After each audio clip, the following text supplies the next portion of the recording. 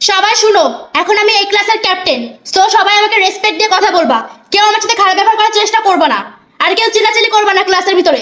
যে চিল্লাচিল্লি করবা, কথা বলবা, দুষ্টামি করবা, তার রোল কিন্তু আমি বোর্ডে লিখবো। এই মেয়ে, তুমি এখন খাবার খাচ্ছ কিসের জন্য? এখন কি টিফিন টাইম? এটা কি টিফিন করার সময়? খাওয়া বন্ধ করে চুপচাপ সোজা হয়ে বসো। বেশি কথা বলবা না।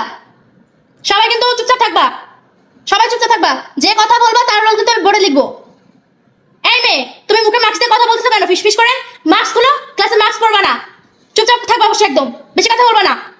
বোর্ডে কিন্তু আমি রোল লিখবো। আর তুমি স্মার্ট ওয়াচ পরছো কিসের জন্য? হ্যাঁ, স্মার্ট ওয়াচ পরবা না। যে স্মার্ট ওয়াচ পরবা কালকে থেকে, তাকে কিন্তু আমি হেডমিসের কাছে নিয়ে যাব। টিচারের কাছে গিয়ে কিন্তু আমি নালিশ দিব।